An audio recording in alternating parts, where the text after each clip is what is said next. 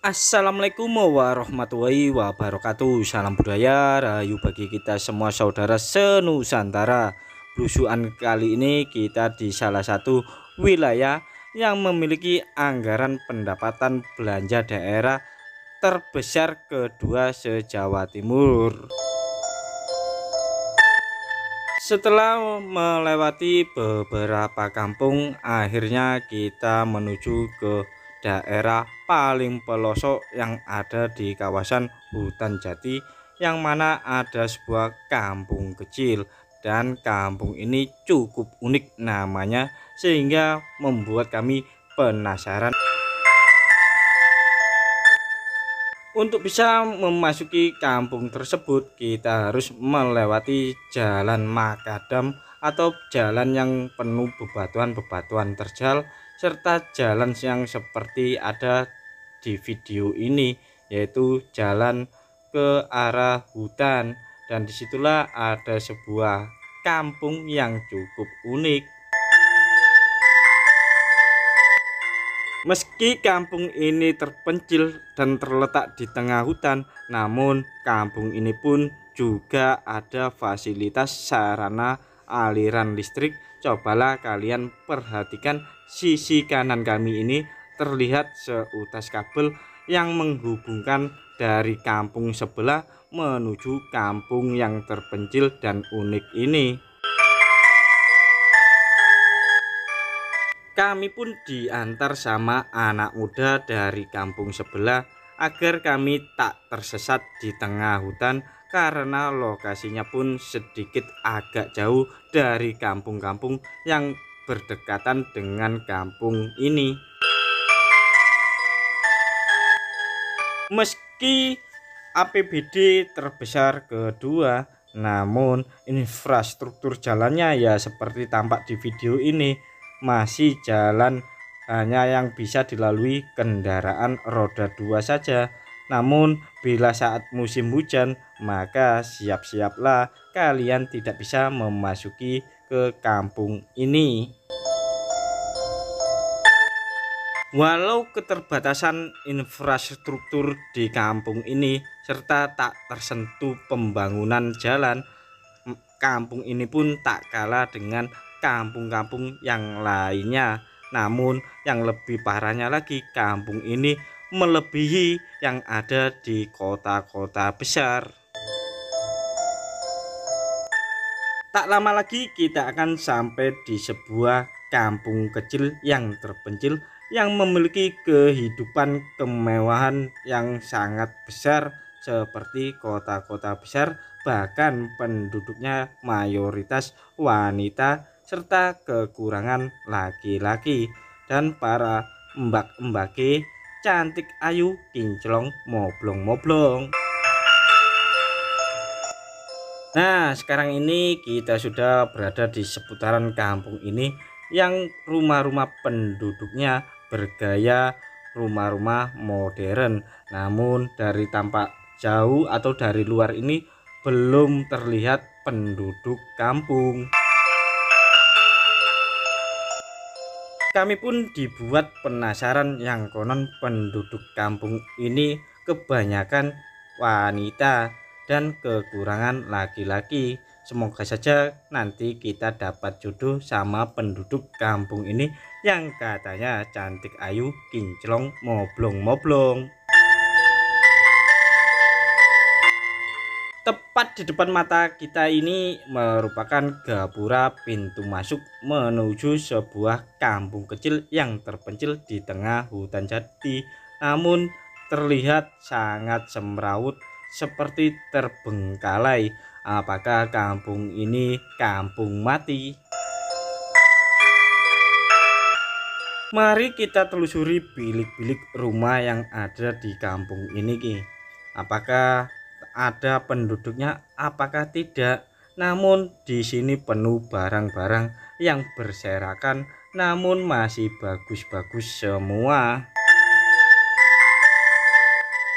Beberapa baju bagus-bagus serta dokumen-dokumen penting masih ada. Kemanakah penduduk penghuni kampung ini? kok bisanya mereka menelantarkan barang-barang milik mereka di kampung ini. Mari kita jelajahi sudut demi sudut kampung ini. Apakah ada yang tersisa dari penduduk kampung ini, ataukah ada penduduk yang masih tinggal di kampung ini? Lanjut kita telusuri di bilik-bilik lain, barangkali ada embake-embake yang cantik ayu, kinclong moblong-moblong yang masih tinggal di tempat ini, karena tempat ini masih terlihat terawat namun tak terurus alias terbengkalai. Memasuki bilik lain di kampung ini, ternyata kami disuguhi pemandangan yang cukup mencengangkan, yaitu di dalam bilik ini terdapat gambar-gambar tembok alias mural kalau istilahnya. Beda ya gambar ini dengan grafiti. Kalau grafiti itu penuh makna negatif, sedangkan kalau mural penuh positif. Gambaran tembok yang seperti ini atau yang kita sering katakan mural pastilah memiliki makna tersendiri yang tersirat maupun tersurat. Jadi kami pun tidak memahami gambaran mural yang ada di tembok ini kok mirip seperti kabin pesawat. Lanjut kita eksplor ruangan lain ataupun bilik lain yang ada di seputaran kampung ini, dan kami pun ditemenin beberapa remaja atau anak muda yang ada di kampung tak jauh dari kampung ini. Nah, inilah para remaja atau muda-muda yang mengantarkan kami sampai ke lokasi kampung terpencil yang kecil ini di hutan jati. Langkah demi langkah kita memasuki ke sebuah ruangan atau bilik yang ada di bagian sisi selatan atau kidulnya ini, yang pintunya terbuka moblong-moblong. Meski diselimuti rasa takut, namun kami mencoba untuk memasuki bilik yang terlihat tampak tak ada satu kehidupan, yang mana setelah kita memasuki bilik ini ternyata benar tak ada satu kehidupan yang tinggal di tempat ini. Yang tersisa hanyalah beberapa bantal dari penduduk asli kampung ini. Kemanakah mereka pergi saat kami datang atau singgah di tempat ini? Sisa-sisa bantal ini tampak masih bagus sekali. Mungkinkah beberapa bulan yang lalu mereka tinggal di tempat ini yang tampak semacam seperti aula. Lanjut kita menelusuri bilik-bilik lain dan sudut-sudut lain. Kemungkinan besar kalau melihat tempat ini masih ada kehidupan, namun hingga kini belum kami temukan satu kehidupan di tempat ini. Sungguh sangat disayangkan, kampung ini sebenarnya cocok sebagai tempat wisata, namun tak seorang pun yang menjaga ataupun merawatnya. Jadi terlihat terbengkalai dan ada tulisan seperti ini: kalau selingkuh belok kiri, kalau setia belok kanan. Apakah kalian tukang selingkuh atau setia? Tampak di depan sana ada meja seperti mimbar serta papan tulis hitam yang cukup besar, dan ada pula kursi-kursi. Kayaknya ini seperti balai desa yang ada seperti di kampung-kampung umumnya. Lanjut kita mengikuti jejak muda-muda tersebut serta rekan kami yang ada di sana, dan tampak pula ada seperti bilik yang unik di depan mata kita ini, serta kita coba lihat isi dalamnya. Namun ada sesuatu yang unik di tempat ini, bahwa tempat ini buktinya adalah penduduknya kebanyakan mayoritasnya wanita. Tampak ini bukti sandal berhak tinggi. Mungkin mbaknya yang memakai dulunya seperti bidadari dari langit. Oke, kita coba melihat isi apa saja yang ada di bilik ini, dan tampak pula banyak sekali kamus-kamus bahasa Inggris maupun kamus bahasa luar negeri lainnya.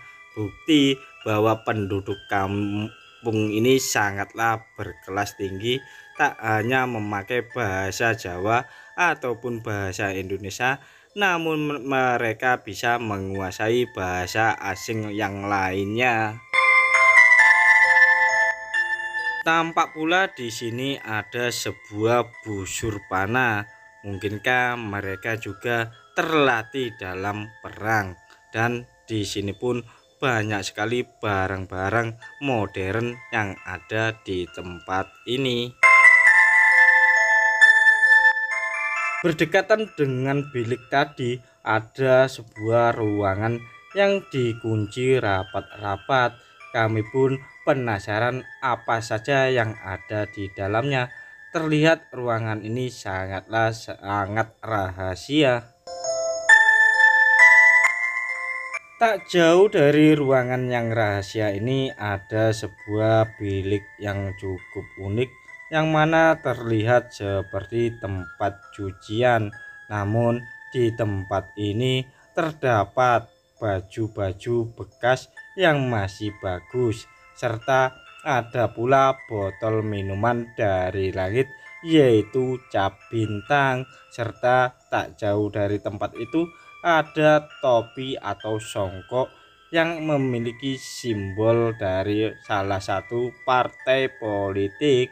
Dan kami telusuri lagi, ada seperti tempat yang unik di dalam ini.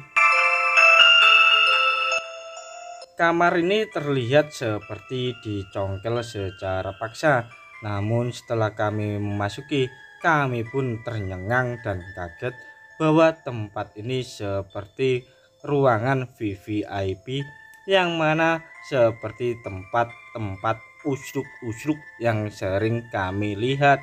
Dan tak jauh itu ada fasilitas kolam renang yang cukup luas. Sayang sekali kalau tempat ini terbengkalai. Seandainya dimanfaatkan, pasti akan menjadi sebuah villa tepat di tengah hutan jati, sehingga menjadi omset bagi pemilik tempat atau kampung ini. Meski kamar VVIP tersebut seperti tempat ritual meluma mengkurep, ternyata di sampingnya ada sebuah ruangan atau bilik untuk kita menjalani ibadah bagi umat muslim. Dan di sini seperti musola. Selain ada ruangan sarana memanjakan diri, ternyata di tempat ini pun juga tersedia tempat MCK, mandi cuci kakus, yang terlihat masih cukup bagus. Selain itu tampak pula jeroan-jeroan embake-embake yang berserakan di bawah ini.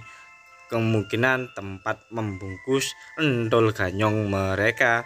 Serta kami pun penasaran sama ruangan VVIP ini, yang tampaknya mengingatkan kita tempat ritual podo kringete atau podo krosoe. Lanjut kita tanya-tanya tentang kemanakah penduduk asli tempat ini sama warga yang tak jauh dari tempat ini.